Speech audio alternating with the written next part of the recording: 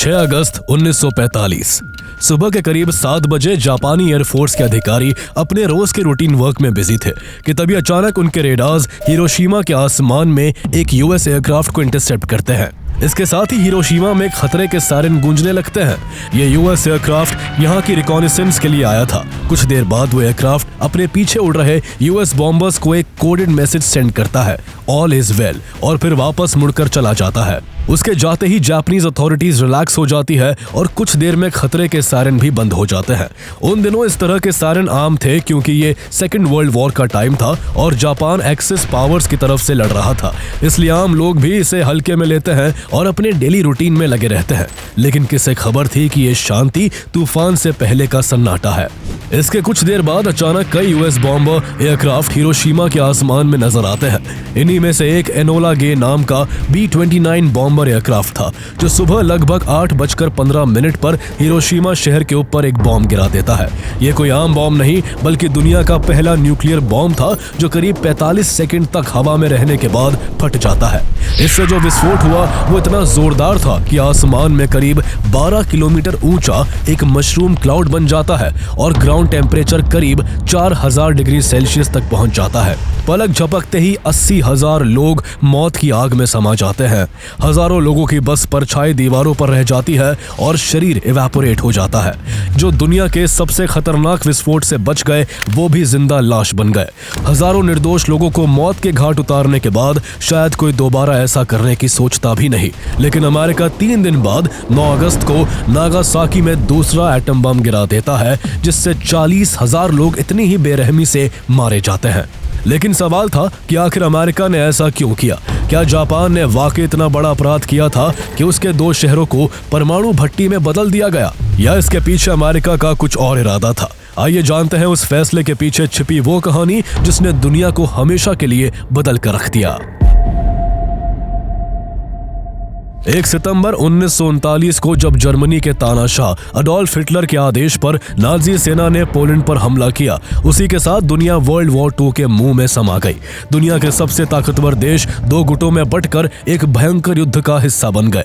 इस दौरान ये 2 गुट एक्सिस पावर्स और एलाइड पावर्स थे। जहां एक्सिस पावर्स में जर्मनी, इटली और जापान थे, वही एलाइड पावर्स में मेनली ब्रिटेन, फ्रांस और सोवियत यूनियन थे। उस समय तक अमेरिका दूसरे विश्व युद्ध से दूरी बनाए हुए था, लेकिन वो लैंड लीज एक्ट के जरिए एलाइड पावर्स को वेपन्स एंड सप्लाईज देकर इनडायरेक्टली उनको सपोर्ट कर रहा था।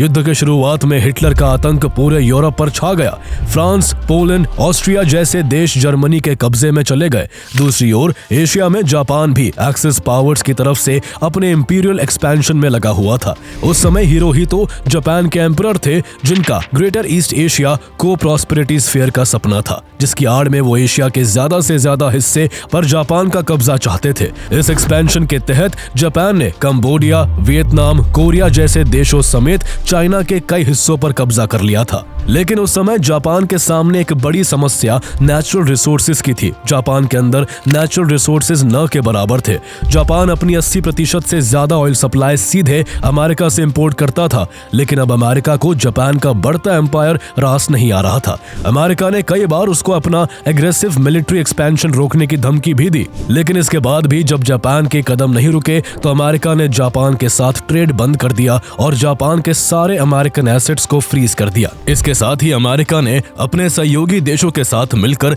जापान पर ऑयल एम्बार्गो लगाकर जापान को ऑयल एक्सपोर्ट करना भी बंद कर दिया। तेल की सप्लाई बंद होते ही जापान की इकोनॉमी पर संकट छा गया। ऐसे में जापान ने तय किया कि वो मले पेनिनसुला, इंडोनेशिया और फिलीपींस जैसे साउथ ईस्ट एशिया के ऑयल रिच इलाकों को अपने कब्जे में करेगा। इससे न केवल उसका एक्सपेंशन होता बल्कि वो इन पर कब्जा कर खुद ऑयल भी हासिल कर सकता था। लेकिन इन इलाकों पर कब्जा करने के लिए जापान को सबसे पहले पैसिफिक ओशन में मौजूद यूएस नेवी की ताकत को खत्म करना था, क्योंकि अमेरिका के पास वहां ऐसी पावरफुल नेवी थी जो जापान के शिपिंग रूट्स और उसके एक्सपेंशन में कभी भी रुकावट डाल सकती थी। और फिर 7 दिसंबर 1941 की सुबह जापान ने एक ऐसा हमला किया जिसने इतिहास की दिशा को हमेशा के लिए बदल दिया। सुबह सुबह जापान ने हवाई में स्थित US naval base Pearl Harbor पर अचानक हमला कर दिया। यह हमला इतना तेज और अचानक था कि अमेरिका के पास रिस्पॉन्स देने तक का मौका नहीं बचा। इस हमले में 2400 से ज्यादा अमेरिकी सैनिक मारे गए, 20 से ज्यादा अमेरिकन नेवल वेसल्स डिस्ट्रॉय या डैमेज हो गए, जिनमें 8 बैटलशिप शामिल थी और 300 से ज्यादा एयरप्लेन्स पूरी तरह तबाह हो गए। इस हमले ने पूरे अमेरिका को हिला दिया। प्रेसिडेंट फ्रैंकलिन डी रूजवेल्ट ने गुस्से में अगले ही दिन 8 दिसंबर 1941 को जापान के खिलाफ युद्ध की घोषणा कर दी और इस तरह America officially second world war में कूद पड़ा। अमेरिका के वॉर डिक्लेयर करने के बाद भी जापान रुका नहीं और उसने बिजली की रफ्तार से अपने मिलिट्री ऑपरेशंस जारी रखते हुए Guam, Wake Island, Hong Kong, Singapore, Philippines, Malaya, Burma और डच ईस्ट इंडीज पर कब्जा कर लिया। इस तरह कुछ ही महीनों में जापान ने साउथ ईस्ट एशिया और पैसिफिक के बड़े हिस्से को अपने कंट्रोल में ले लिया। यह उसका सबसे तेज और सफल एक्सपेंशन था, लेकिन ये जीत ज्यादा दिन टिकने वाली नहीं थी। अमेरिका ने पर्ल हार्बर के हमले का जवाब देने के लिए जापान के खिलाफ अपनी पूरी ताकत झोंक दी। अमेरिका और जापान के बीच पहले battle of the Coral Sea, battle of Midway जैसी कई लड़ाइयां लड़ी गई। दोनों तरफ से हजारों लोग मारे गए, लेकिन दोनों में से कोई भी पीछे नहीं हटा। कई और लड़ाइयों के बाद दोनों देशों के बीच आखिरी बड़ी लड़ाई बैटल ऑफ ओकिनावा थी। ये इतनी भयंकर लड़ाई थी कि इसमें 1 लाख से ज्यादा जापानीज और करीब 12,000 अमेरिकी सैनिकों की जान चली गई। इस लड़ाई ने अमेरिका को रियलाइज करा दिया कि अगर वो जापान से यूं ही आमने सामने की लड़ाई लड़ता रहा तो उसकी कितनी बड़ी कीमत होगी। जापानी सैनिक इतने खतरनाक और जाबाज थे कि उन्हें मर जाना मंजूर था, लेकिन वो हार मानने को तैयार नहीं होते थे। वो आखिरी सांस तक लड़ाई लड़ते थे। ऐसे लड़ाई करके अमेरिका भले ही जापान को कमजोर कर रहा था, लेकिन उसकी खुद की ताकत भी कम होती जा रही थी। हर लड़ाई में उसके सैनिक उसकी उम्मीद से ज्यादा मारे जा रहे थे। 1945 तक दुनिया की आधी ताकतें युद्ध लड़ते लड़ते थक चुकी थी। एक्सिस पावर्स की तरफ से इटली पहले ही झुक चुका था। वही 30 अप्रैल 1945 को जब हिटलर ने बंकर में खुद को गोली मार ली, तो उसके कुछ ही दिनों बाद मई 1945 में जर्मनी ने भी एलाइड पावर्स के सामने ऑफिशियली सरेंडर कर दिया। अब एक्सिस पावर्स में सिर्फ जापान बचा था और वो आखिरी सांस तक लड़ने को तैयार था। उसके सैनिकों का एक ही नियम था, डेथ बिफोर सरेंडर। जापान के एम्परर हिरोहितो और उसकी इंपीरियल आर्मी अब भी इस विश्वास में थे कि अगर देश को बचाना है तो आखिरी सैनिक तक युद्ध जारी रहना चाहिए। इस समय तक अमेरिका के प्रेसिडेंट फ्रैंकलिन डी रूजवेल्ट की मौत हो चुकी थी और हैरी एस ट्रूमैन नए प्रेसिडेंट बन चुके थे। उनके कंधों पर युद्ध में फंसे अमेरिका की जिम्मेदारी आ गई। युद्ध में धीरे धीरे अमेरिकी रिसोर्सेज बर्बाद होते जा रहे थे, लेकिन इसके बाद भी जापान हार मानने को तैयार नहीं था। अब हैरी ट्रूमैन को डिसीजन लेना था कि कैसे अमेरिका इस युद्ध से वापस निकले या फिर इसे खत्म करने के लिए कदम उठाए। जापान पर इन्वेजन करने के विचार ने ट्रूमैन और उनके एडवाइजर्स को सोचने पर मजबूर कर दिया और तभी हैरी ट्रूमैन को अमेरिका के एक ऐसे सीक्रेट प्रोजेक्ट के बारे में पता चलता है जिसमें 1,30,000 साइंटिस्ट, इंजीनियर्स और सोल्जर्स करीब 4 साल से बिना रुके लगे हुए थे। इस सुपर सीक्रेट प्रोजेक्ट का नाम था द मैनहट्टन प्रोजेक्ट। यह दुनिया के सबसे बड़े, सबसे सीक्रेट और सबसे महंगे डिफेंस प्रोजेक्ट्स में से एक था। करीब $2 बिलियन की लागत वाला यह प्रोजेक्ट इतना ज्यादा सीक्रेट था कि हैरी ट्रूमैन जब प्रेसिडेंट बनने से पहले वाइस प्रेसिडेंट थे तब उन्हें भी इसके बारे में सही से नहीं पता था। इस प्रोजेक्ट का मेन एम न्यूक्लियर फिजन की एनर्जी को एक खतरनाक बॉम्ब में बदलना था। इस प्रोजेक्ट पर जे रॉबर्ट ओपेनहाइमर और जनरल लेस्ली ग्रोव्स की लीडरशिप में दुनिया के कई बड़े दिमाग और साइंटिस्ट एक साथ काम कर रहे थे, जिन्होंने जुलाई 1945 तक वो बम बना लिया जिसकी उन्हें तलाश थी। इसके बाद 16 जुलाई 1945 की वो सुबह आई जब न्यू मैक्सिको के जोर्नाडा डेल मुर्तो रेगिस्तान में दुनिया को हमेशा के लिए बदलने वाली एक घटना होती है। न्यू मैक्सिको के इस रेगिस्तान में ट्रिनिटी टेस्ट के नाम से दुनिया का फर्स्ट न्यूक्लियर टेस्ट किया जाता है। सुबह 5:29 पर जब वो बम फटा तो आसमान में सूरज से भी ज्यादा चमकीली रोशनी फैल गई। ओपेनहाइमर ने उस दृश्य को देखकर इंग्लिश में श्रीमद् भगवद गीता का एक श्लोक बुदबुदाया, now I am become death, the destroyer of worlds. इस बम का धमाका इतना भयानक था कि साइंटिस्ट भी हैरान रह गए कि उन्होंने ये क्या बना डाला है। इस टेस्ट के सफल होते ही अमेरिका के पास न्यूक्लियर बॉम्ब के रूप में एक ऐसा हथियार था जो किसी भी देश को घुटनों पर ला सकता था। लेकिन सवाल यह था इसका इस्तेमाल किया जाए या नहीं।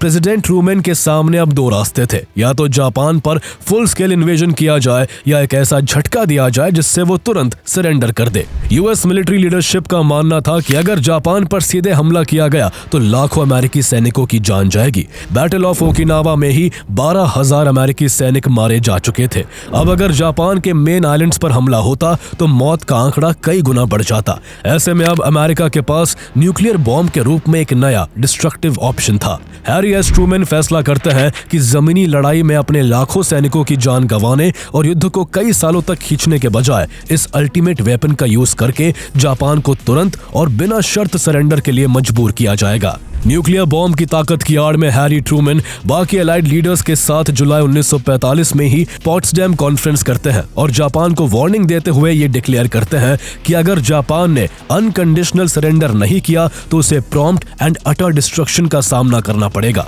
लेकिन जापान ने इस अल्टीमेटम को इग्नोर कर दिया। जापान को बिल्कुल भी अंदाजा नहीं था कि अमेरिका के पास अब कितना खतरनाक हथियार है और उससे कितनी बड़ी तबाही हो सकती है। वही अमेरिका को तो जैसे इसी पल का इंतजार था। न्यूक्लियर टेस्ट सक्सेसफुल होने के बाद से ही अमेरिका के पैर आसमान में थे।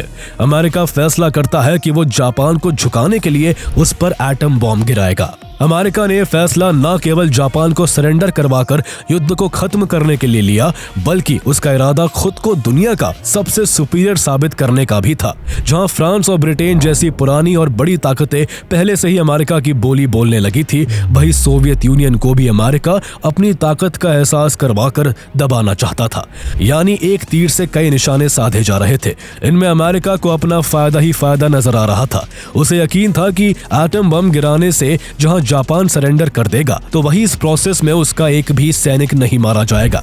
जो भी तबाही होगी वो जापान में होगी और उस तबाही के लिए भी जापान को ही ब्लेम किया जाएगा क्योंकि वो सरेंडर के लिए तैयार नहीं था। इसी सोच के साथ अमेरिका ने बिना देर किए अपने नए न्यूक्लियर वेपन को इस्तेमाल करने के लिए एक टॉप सीक्रेट ऑपरेशन शुरू कर दिया। कैलिफोर्निया के सैन फ्रांसिस्को पोर्ट से यूएस नेवी यूएसएस इंडियानापोलिस नाम के एक हैवी क्रूजर को वेस्टर्न पैसिफिक ओशन में मौजूद टिनियन आइलैंड के लिए रवाना कर देती है। इस जहाज में अमेरिका के पास अवेलेबल यूरेनियम 235 के टोटल स्टॉक का लगभग आधा हिस्सा लोड था। बाकी मटेरियल्स और टूल्स ट्रांसपोर्ट प्लेन्स के जरिए टिनियन आइलैंड भेजा जाता है। 26 जुलाई 1945 को यूएसएस इंडियानापोलिस टिनियन पहुंच गया और हथियार और उनका सामान वहीं उतार दिया। लेकिन वहां से लौटते समय 30 जुलाई को जापानी सबमरीन I-58 ने उस पर हमला कर दिया और टॉर्पीडो से उसको समुद्र में डुबो दिया। लगभग 900 यूएस मरीन्स खुले समुद्र में घंटों तक तड़पते रहे और रेस्क्यू पहुंचने तक उनमें से सैकड़ों शार्क अटैक्स और डिहाइड्रेशन से मारे गए। अमेरिका इस घटना के बाद और भी ज्यादा आग बबूला हो गया। जापान पर न्यूक्लियर बॉम्ब गिराने के लिए जनरल लेस्ली आर ग्रोव्स की अगुवाई में टारगेट सिलेक्शन कमेटी ने 4 शहरों कोकुरा, हिरोशिमा, निगाता और क्योतो को शॉर्टलिस्ट किया था। जापान की कल्चरल सिटी क्योतो लिस्ट में सबसे ऊपर थी, लेकिन secretary of war Henry Stimson ने प्रेसिडेंट ट्रूमैन से अपील की कि इसे कल्चरल इंपॉर्टेंस की वजह से हटाया जाए, क्योंकि इतने ऐतिहासिक शहर को नष्ट करने के लिए दुनिया भर में अमेरिका की साख पर गहरा दाग लग जाता। इसके बाद क्योतो की जगह नागासाकी को लिस्ट में डाला गया। हिरोशिमा को प्राइमरी टारगेट चुना गया क्योंकि ये जापानीज सेकेंड आर्मी का हेडक्वार्टर भी था और इसका कॉम्पैक्ट अर्बन सेंटर बॉम्ब की डिस्ट्रक्टिव पावर को स्पष्ट रूप से दिखा सकता था। परमाणु बम गिराने की जिम्मेदारी 509th कॉम्पोजिट ग्रुप को सौंपी गई थी। इस मिशन का नेतृत्व कर्नल पॉल डब्ल्यू टिबिट्स कर रहे थे, जिन्होंने खुद हिरोशिमा पर बम गिराने का फैसला किया। उन्होंने अपने एयरक्राफ्ट का नाम अपनी मां के नाम पर एनोला गे रखा। 6 अगस्त 1945 की सुबह एनोला गे विमान टिनियन आइलैंड से उड़ान भरता है। इस मिशन में एनोला गे के साथ 2 B-29 विमान ऑब्जर्वेशन एंड इंस्ट्रूमेंटेशन के लिए भी थे। जापान स्टैंडर्ड टाइम के अकॉर्डिंग सुबह 8 बजे के आसपास एनोला गे विमान हिरोशिमा के ऊपर उड़ान भर रहा था। उस समय जापान का यह शहर अपनी रोजमर्रा रोजमर्रा की जिंदगी में व्यस्त था। शहर में धूप खिली थी, खुला आसमान था, चिड़िया चहक रही थी और सड़कों पर लोगों के कदमों का शोर था। कोई अखबार बांट रहा था, कोई जॉब के लिए जा रहा था और बच्चे स्कूल जा रहे थे। सबके लिए ये हर दिन की तरह एक नॉर्मल डे ही था। किसी को नहीं पता था कि अगले कुछ पलों में यहाँ सब कुछ बदल जाने वाला है। ठीक 8:15 पर प्लेन से दुनिया का पहला एटॉमिक बॉम्ब हिरोशिमा के ऊपर गिरा दिया जाता है। आयरनी ये थी कि दुनिया के सबसे डिस्ट्रक्टिव और सबसे पहले एटॉमिक बॉम्ब का कोड नेम लिटिल बॉय था। लिटिल बॉय करीब 45 सेकंड तक हवा में गिरता रहता है और 1900 फीट की ऊंचाई पर शीमा हॉस्पिटल के ठीक ऊपर आसमान में फट जाता है। इस एटम बम के फटने से जो धमाका हुआ वो इतिहास की सबसे डरावनी चमक पैदा करता है। एक पल के भीतर हिरोशिमा आग के गोले में बदल गया। एक्सप्लोजन की फोर्स इतनी इंटेंस थी कि हवा की गति करीब 1000 किलोमीटर प्रति घंटा तक पहुंच गई। आसमान में एक विशाल 12 किलोमीटर ऊंचा मशरूम क्लाउड बन गया और नीचे पूरा शहर जलकर राख में बदल गया। ग्राउंड लेवल पर तापमान 7000 डिग्री सेल्सियस से ज्यादा पहुंच गया। शहर का 2/3 हिस्सा तबाह हो गया। 80,000 से ज्यादा लोग पलक झपकते ही मारे गए और आने वाले दिनों में रेडिएशन से मरने वालों की संख्या 1,40,000 तक पहुंच गई। कई लोग वही के वही भाप बन गए, कई की बस परछाइयां दीवारों और पत्थरों पर रह गई, जैसे मौत ने उनकी आकृतियां जलाकर उकेड़ दी हो। जो जिंदा बचे उनके शरीर जल चुके थे और स्किन उनके हाथों से लटक रही थी। कई लोग पानी की तलाश में नदियों की तरफ भागे, लेकिन रेडिएशन से भरा पानी उन्हें और मौत के करीब ले गया। हिरोशिमा में एक पल में वो सब खत्म हो गया जो सदियों में बना था। स्कूल, अस्पताल, बाजार और इंसान सब राख हो चुके थे। कुछ पल पहले जिस शहर में चहल पहल थी, धूप खिली थी, वहां बस मौत का मातम था। एनोला गे के tail gunner sergeant Bob Caron ने वापस लौटते हुए ब्लास्ट को देखा तो उन्हें ऐसा लगा कि वो नर्क की ओर झांक रहे हैं। हैरानी की बात यह थी कि जिस बम ने कुछ ही सेकंड में लगभग पूरा शहर जलाकर राख कर दिया, उसी मिशन के लिए कर्नल पॉल डब्ल्यू टिबेट्स को टीनियन लौटने पर अमेरिका उन्हें डिस्टिंग्विश सर्विस क्रॉस से सम्मानित करता है। इतना ही नहीं, उसी दिन प्रेसिडेंट ट्रूमैन अमेरिकी जनता को एड्रेस करते हैं और कहते हैं, एक अमेरिकी एयरक्राफ्ट ने जापानी सेना के इंपॉर्टेंट बेस हिरोशिमा पर एक बॉम्ब गिराया है। ये एक एटॉमिक बॉम्ब है जो अब तक का सबसे खतरनाक बॉम्ब है और जो ब्रिटिश ग्रैंड स्लैम बॉम्ब से भी 2000 गुना ज्यादा डिस्ट्रक्टिव है। ये वही शक्ति है जो सूरज से निकलती है। उसे उन लोगों के खिलाफ छोड़ा गया है जिन्होंने फार ईस्ट में युद्ध को भड़काने का काम किया। अमेरिका को उम्मीद थी कि इतने बड़े डिस्ट्रक्शन के बाद एम्परर हिरोहितो सरेंडर की घोषणा कर देंगे, पर जापान के जवाब ने उन्हें चौंका दिया। इतना बड़ा हमला और इतनी बड़ी तबाही के बाद भी जापान अमेरिका के आगे सरेंडर करने को तैयार नहीं हुआ। जापान की मिलिट्री लीडरशिप को उम्मीद थी कि वो सोवियत यूनियन को मीडिएटर बनाकर शांति समझौता कर लेंगे, लेकिन किस्मत को कुछ और ही मंजूर था। हिरोशिमा पर हमले के सिर्फ 2 दिन बाद 8 अगस्त 1945 को सोवियत यूनियन ने जापान के खिलाफ युद्ध की घोषणा कर दी और मंचूरिया में जापानी सेना पर हमला बोल दिया। अब जापान दोनों तरफ से घिर चुका था। एक तरफ अमेरिका की न्यूक्लियर आग थी और दूसरी तरफ सोवियत की सेना थी, लेकिन जापान अथॉरिटी को शायद अनकंडीशनल सरेंडर के बजाय बेटर पीस डील की उम्मीद थी, इसलिए जापान की तरफ से अब भी सरेंडर का कोई जवाब नहीं आया। जापान का यह रवैया देख अमेरिका जापान पर एक और एटॉमिक बॉम्ब गिराने के लिए बेताब हो उठा। इस बार अमेरिका जापान पर पहले एटम बम से भी खतरनाक प्लूटोनियम बेस्ड न्यूक्लियर बॉम्ब गिराने का फैसला करता है, जिसका कोड नेम फैट मैन था। अमेरिका से इतना सब्र भी नहीं हुआ कि वो जापान को सरेंडर करने के लिए कुछ और दिन की मोहलत दे दे। वो हिरोशिमा को तबाह करने के केवल 3 दिन बाद 9 अगस्त को ही इस एटम बम को गिराने का डिसीजन कर लेता है। 9 अगस्त 1945 सुबह 11:02 पर B-29 bomber Bockscar pilot major Charles Sweeney के कंट्रोल में जापान के शहर नागासाकी के ऊपर पहुंच जाता है।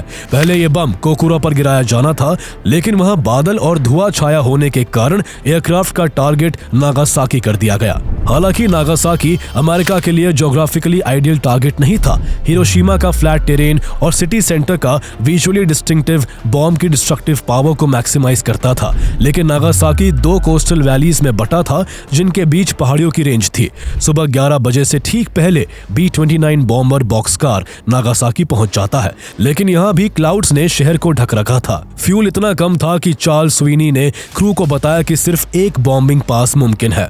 अचानक क्लाउड्स में एक गैप दिखा जो इंटेंडेड एम पॉइंट से काफी नॉर्थ में था, लेकिन क्रू ने यह मौका नहीं छोड़ा और बॉम्ब वही रिलीज कर दिया। फैट मैन 1650 फीट की ऊंचाई तक गिरा और 11:02 पर उराकामी वैली के ऊपर शहर के नॉर्थ वेस्टर्न रीजन में फट गया। इस बार ब्लास्ट का यील्ड करीब 21 किलो टन ऑफ TNT के बराबर था, जिसने शहर के 70% हिस्से को मिट्टी में मिला दिया। करीब 40,000 लोग तुरंत मारे गए और आने वाले हफ्तों में रेडिएशन और जलन से ये संख्या 70,000 से ज्यादा पहुंच गई। इस तरह हिरोशिमा की राख अभी ठंडी भी नहीं हुई थी कि नागासाकी की दूसरी परमाणु आग ने जापान को हिलाकर रख दिया।